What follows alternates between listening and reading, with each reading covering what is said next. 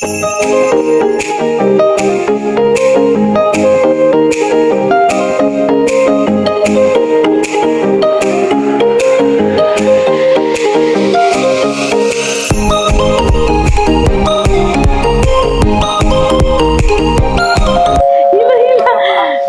si Hili sa hila-hila. Magtatapon tayo ng basura. Ang daming basura. Let's go, Hili. Look at all this basura. Nasaan na si Hili? Hili.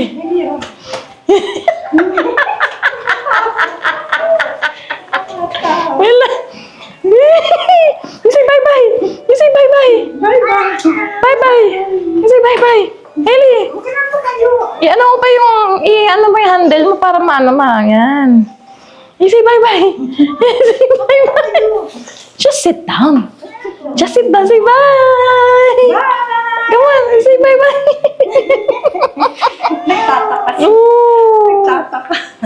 Oh.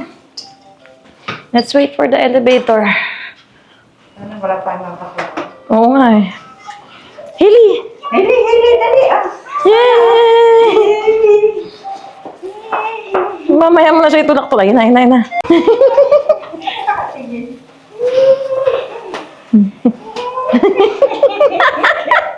Blue kisses! Blue kisses! Oh, dun kayo dun.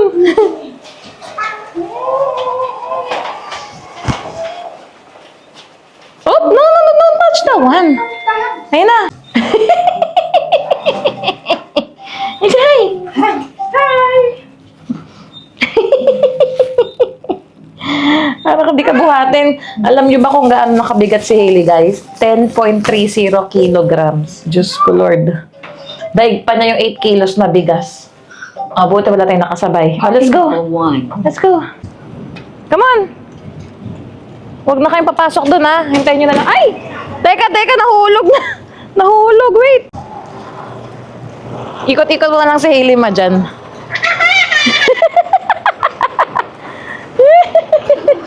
Hailey! Pwede pala sa mall pa eh. Hailey! Dali na natin sa mall yung wagon mong yan. Yay! Yay! Mas gusto mo dyan kaysa sa stroller mo, ha? Yay! O, dyan ka sa gilid. May sasakyan.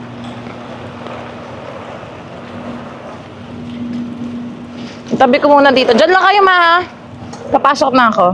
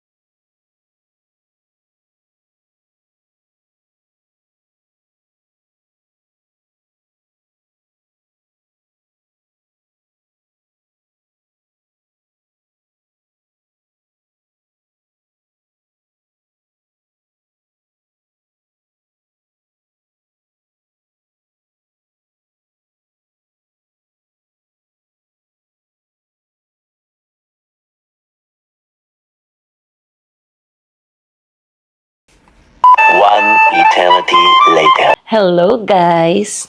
Happy Saturday! Ayan. Today is March 1st. Ala, March 1 na. Ang bilis! Time check, 6:30 p.m. So, madilim na, guys. Ayan. Si Hailey, ayun, no, binigyan ko ng dede. Mukhang kita siya sa background. Nagdedede. Ayan na, papalapit na dito. So, yung una kong ilalagay na clip siguro, yung nagtapon kami ng basura. Ang ginawa namin, para hindi buhatin si Hailey, guys, nilagay nga namin doon sa kanyang wagon. Tapos, tulak-tulak ni Mama habang ako ang nagtutulak ng wagon na isa na may mga basura. So, ayun, 4 na beses daw silang umikot doon sa may P1 habang hinihintay ako. And, hinugasan na rin namin yung laruan niyang yun kasi yung gulong medyo nadumihan.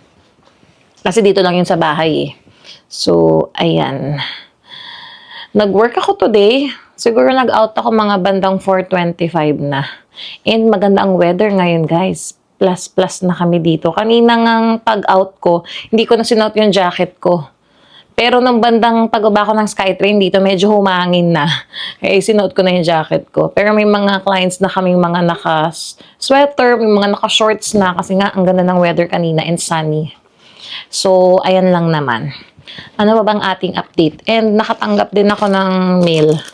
Ayan, nag-check ako kanina doon sa mailbox. Kay Harold yan, inopen ko naman na. Kasi galing from work. So, sinendan siya ng printed copy ng kanyang T4. So, ayan, baka pwede na kami mag-file ng tax. Ang last day yata is April 25. So, ang hinihintay ko na lang sa akin is yung sa EI ko. Ewan ko ba't hindi ko ma-retrieve yung sa Service Canada login ko. Sabi kasi, tumawag na ako last time. Ang pinili ko daw is through online. So, sa online, makikita and mapiprint yung parang statement ko sa EI ko para makapag-file na kami ng tax. So, ayan, hoping sana may refund kami, guys. Kasi nagbayad kami last year. And mas malaki yung binayaran ko kaysa kay Harold last year. So, ayan. And ano pa bang ating ano? Ayun nga, kanina, nung nag-check ako sa email ko, na-receive ko na yung job offer. So, binasa ko siya, nirantro ko lahat, okay naman. And sinabi ko pa nga dun sa boss ko na naka-receive na ako sa email and masaya naman siya. So, this day, nung bago rin ako mag-out ng work, in-accept ko na yung offer. Pin-rate out ko nga rin siya, guys. So, papakita ko kay Harold mamaya. So, talagang tuloy na guys ang ating pag-change ng position at magsa-start na tayo ng March 24. So, ayan. Alam na kung sino yung tumulong sa akin. Hindi ko na kailangan banggitin at nanonood naman siya ng aming vlogs. Maraming salamat. Yan, sa mga naging, sa mga sumuporta sa journey ko na to. Alam niyo na yan kung sino kayo. So, thank you so much. Magse-celebrate tayo. Yan. Kapag nagtugma-tugma na yung mga schedule natin. So, ayan, magse-celebrate tayo. So, ayun, super happy naman today. So, parang ayan, counting the days na lang tayo. So, 23 days na lang.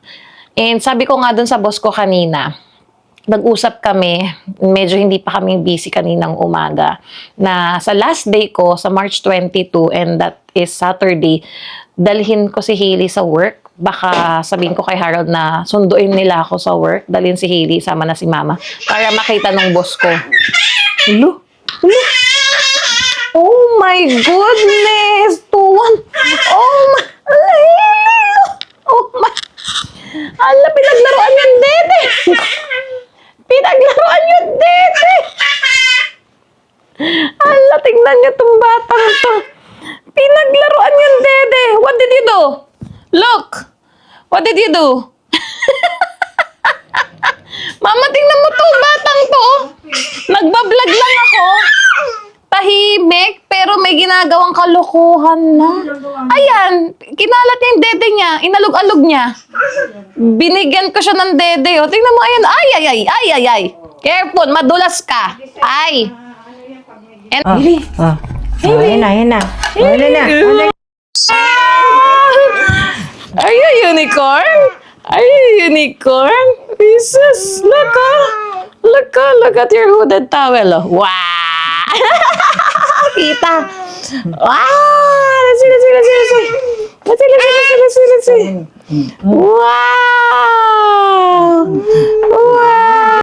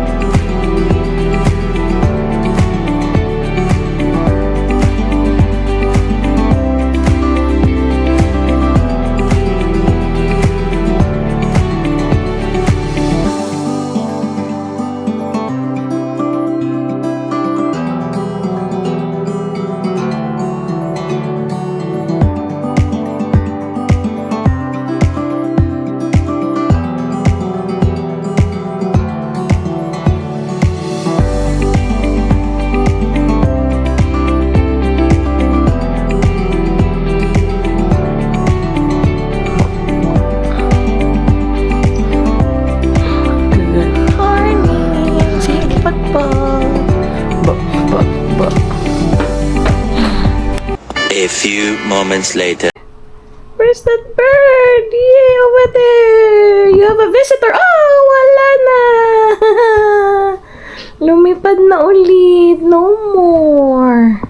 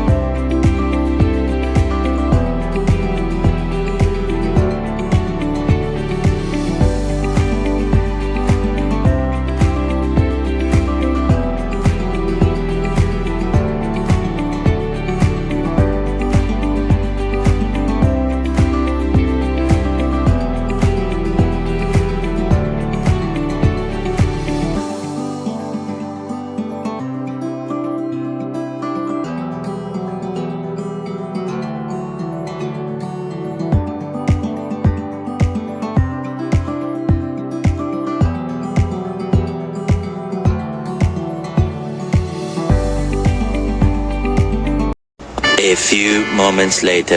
Happy Sunday, guys! March 2, time check. 10:10 a.m. na. Hinihintay ko lang si Harold. And tingnan niyo ang weather namin ngayon dito sa Vancouver. 9 degrees. Sunny. Paaraw muna konti. Habang hindi pa kami umaalis. Ayan, no? Ganda weather. Woo! And ayan. Tingnan niyo, oh. So, naka-sweater lang na lang ako, oh. Ngayon, kung magdadala ako ng matipis na jacket. Pero sunny, guys, oh. Pwede na ako magsimula bukas na itanim yung mga nakuha kong seeds from last year. Nakuha namin dun, oh. Nahanap pa. So, ayan. Spring, ano na tayo? Spring weather na. And tomorrow, Monday, off ako. So, 2 days straight. And then, Tuesday to Saturday ako. So, ayan. Mas sulit sa akin tong 2 days off. Kaya, ayan. And kanina nga, kung nakita nyo, mayroong bumisita sa aming ibon. Buti na video ko saglit. Tapos nakita rin ni Hailey, tuwan-tuwa siya. Ganda na, oh. Wala masyado pang ano, oh. Ewan ko kung kita sa video. Wala pa masyadong sasakyan ngayon. Ayan. Ayan na yung Skytrain. Ayan. Beshi, if you're watching, pasyal tayo dito sa amin. Tambay na tayo dito sa balcony, oh. Sarap magkapi-kapi. Chika-chikahan. Ayan, lilinisin namin yan kasi maalikabok pa rin niya kaya pagtatambay kami dito. Pero lagi naman siyang nawawalis dito sa sahig. Yan. Kamusta ang Sunday niyo? Mag-errands kami ni Harold. Mag-grocery na ulit kami. Ayan. Samahan niyo kami guys mag-grocery. Kagabi hindi ko na natuloy yung vlog ko. Yung pag-video ko kasi pumunta na kami sa kwarto ni Hailey. And nakatulog nga kaming bukas yung ilaw. Nagising si Harold madaling araw. Hindi siya kumain. Nagtuloy-tuloy yung tulog niya hanggang madaling araw din. Ayun. Siya na nagpatay ng ilaw. Day off naman kasi siya kaya sinulit na yung tulog niya. So, ayan. Bilis ng araw. March 2 na. See you guys later.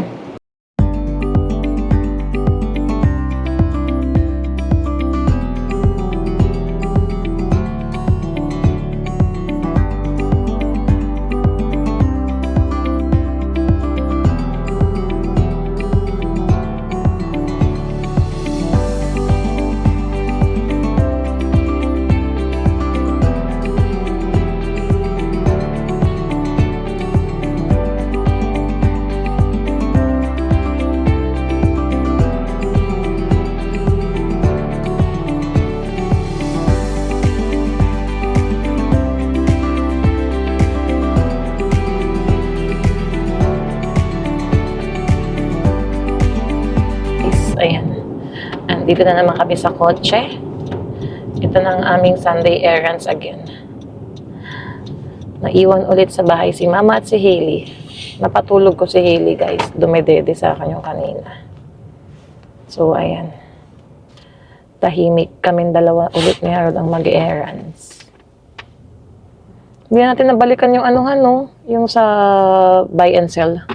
Nung mga gold. Last day nila ngayon eh. Dollar store muna kami. Kasi may bibili lang kaming naubusan sa bahay. 2 bagay lang naman. Hindi tayo magpapabudol sa Dollarama.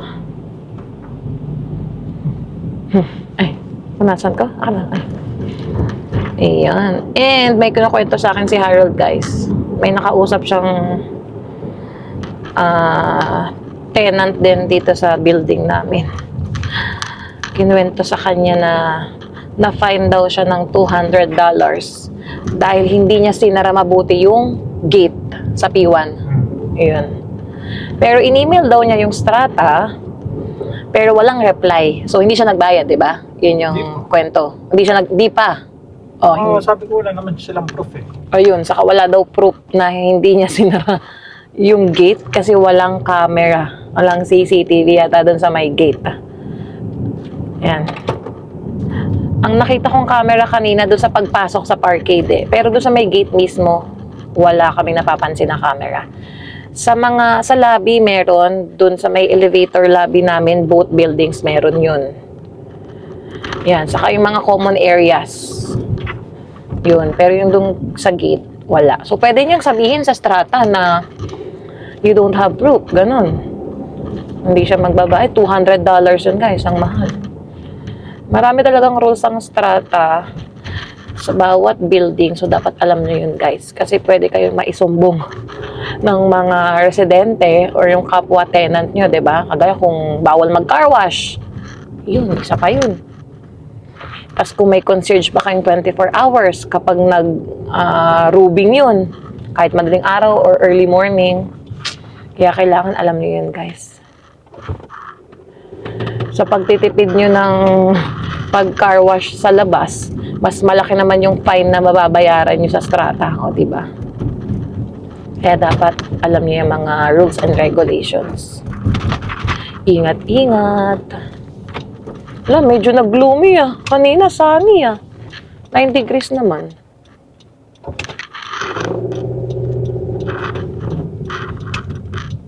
May bike. Ayun. Ang bilis ng weather. Oh.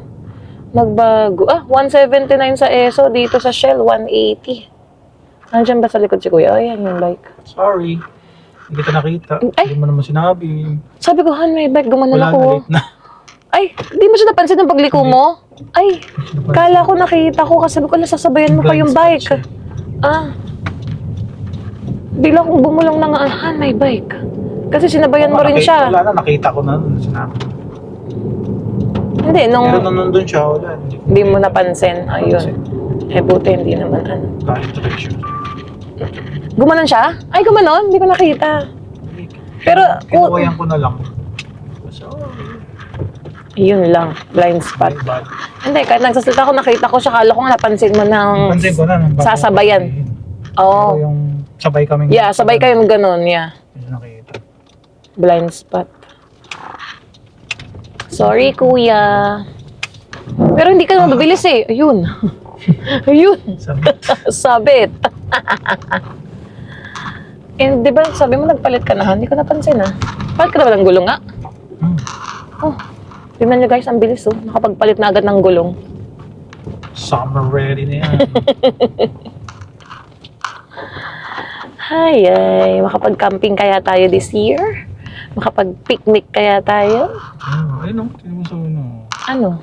Saan? Ayun. Ay, oo nga Bo.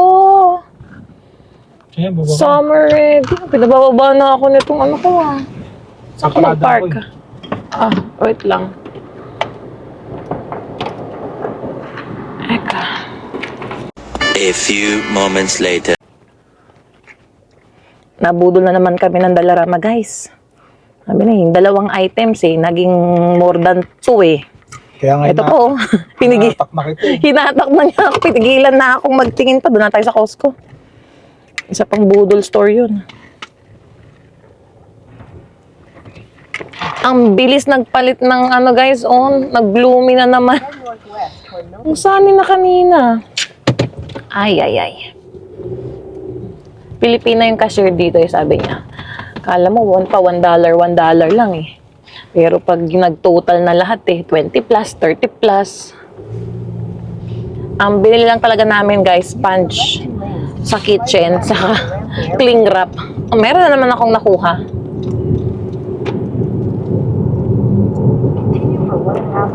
May favorite na chocolate si Harold nalaman niya yun sa akin Ano siya, parang cheaper version ng KitKat. Mas malaki pa. Mas malaki pa doon, pero ngayon nagmahal na siya. Dati parang 80 something or less than 79 cents Okay na rin nga, each. $3 Ngayon, 3 for 125? 3 for 125 siya.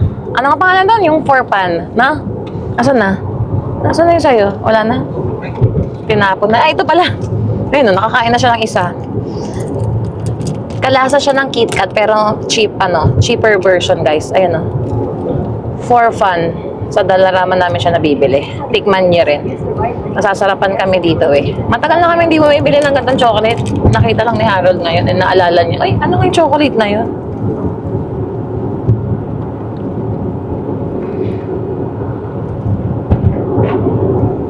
Sana wag naman umulan. Pero sabi mo may forecast ng ulan, di ba? Tuesday, uulan na naman dito sa Vancouver.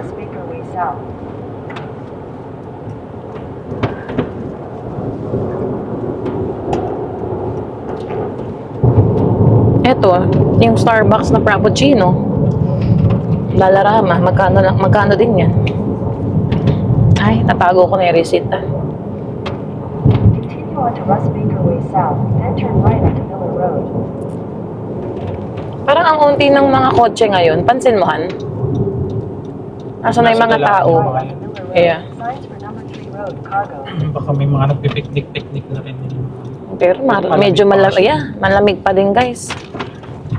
Ito nga, biglang napasweater. Naka-t-shirt na yan kanina. Traversia. Wala kasing araw. Yeah. Pero kung may araw ay talo-talo na yan. T-shirt at shorts. Turn right onto the Pero naka-shorts pala to. Excited na ako mag-April. Weekends off, guys. Minsan nga, one Saturday or one Sunday, drive tayo ng Seattle or Bellingham. Kain tayo doon na sa buffet. Wala naman daw mapuntahan sa Bellingham, sabi nung... Sa buffet. Wonderful buffet. Hindi ko pa na-try doon. Ako, ang tagal ko na rin hindi naka-ano doon eh. Siguro ilang ba akong beses? Once ko pa lang yata napuntahan yung Wonderful buffet. Pero sulit ah. Alam yan ng mga Pilipino, guys. Yung buffet sa Bellingham. Tatawid ka lang ng border. Kasi kung i-drive namin ng Vancouver to Seattle, 3 hours, no? 800 meters. Mabagal ka pa sa 3 hours na yun. Remember, nung unang drive natin nakasama si Hailey, yung unang pasa mo lang sa road test, nung nag-Seattle tayo ng March, mabagal ka pa na, no? Almost 3.5 hours ba? Mo tinakbo? Baka hindi na ngayon. Yeah, kasi okay na siya. Pagkapasa niya nun, nag-ayaan kami mag-Seattle nun eh. Minute ko yung friend ko dun. Balikan lang, guys. Ilang months lang si Hailey noon, parang October, November, December, yeah, almost 5 months ang si Hailey. Tulog-tulog pa siya noon. At the light, turn left onto number 3 road, then turn right. Saka bagong kuha natin kay Lexi yun, no? Yun yung una niyang punta sa Seattle. Tapos pumasa ka na nga sa road test nun. Nakakuha tayong sasakyan. Uy, grabe yung sasakyan, oh. Ang hirap talaga pag puti yung car, oh. Tingnan mo, oh. Parang galing off-road tong si Kuya.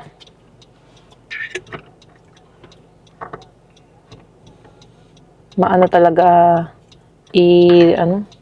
alagaan pag puti yung car. Mahirap talaga pag puti ang car. Todo alaga ka dapat talaga sa kotse. Eh, buti hindi pa tayo nagputi, no? Baka ikaw araw-araw may pa-car wash. Mahal pa naman ang car wash dito. Mahal pa naman, yeah. $26. Tapos, Tapos, One road. Kaya magandang negosyo yan, guys. Car wash dito sa Vancouver. Ito yung pinuntahan na kuya dyan, no? Foodie World. Kaya sabi ko sa kanya, lagi namin nadadaanan yan, eh. Mahal din ang mga tinda dyan, Han. Yun, no? Foodie. Grocery? Oo, grocery. Ayan, Foodie World. Pero hindi pa natin yan talaga pinasok, di ba? Laging nadadaanan na dito puntang Costco. Pricey din. Magsuspend ka talaga ng time, kaka-check ng price, kung ano yung item na yun.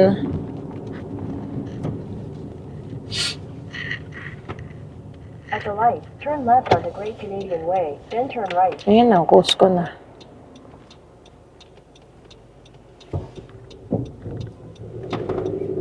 Mura yung gas dito sa Esohan, no? 176. Yung gas station pala, guys, namin dito na Costco, sa Langley, saka sa Port Coquitlam. Pero within Vancouver, wala talaga. Di ba dati para nagtaka nga kami. Sa ibang province, meron silang gas station na Costco kasi mura talaga. So dito sa Vancouver, meron. Pero malayo sa amin. Yung friend ko nagsabi sa akin, doon lagi silang nagpapagas. Kaya ang laki ng cashback nila sa Costco every year. Sulit nga naman. Kami, yung cashback namin nakuha this year, less than $100 lang eh. Kasi hindi man talaga kami panay-panay ang pagko-Costco.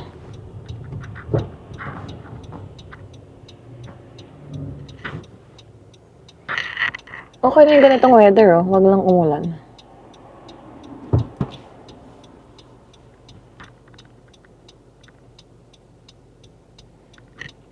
Mamaya, i-upload ko na rin to. Ang hirap pala ganun, Han, mag-vlog ng on the day, tapos sa gabi mo i-edit and upload. Kung gusto ko mag-upload, kailangan consistent ka talaga. Kaya kagabi, wala akong in-upload dahil wala naman wala naman talaga yung ganap talaga. Nag-work lang ako, and then sa bahay lang kami ni Hailey, and kukunti nung clips ko, sabi ko, yung Sunday na lang. Tapos mamayang gabi, edit and then upload. Wala na akong pondo ng mga i-edit eh. But that's okay.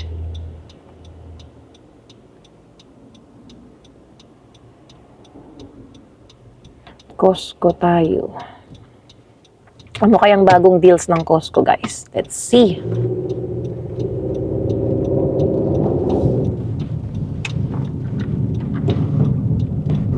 Turn right, then turn right.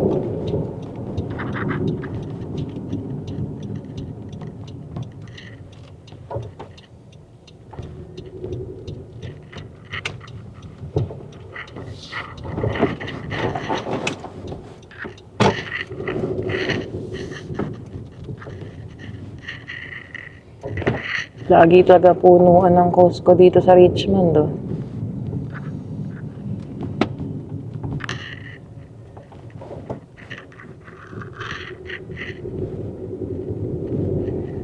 Ayan, hanap lang kami ng parking, guys.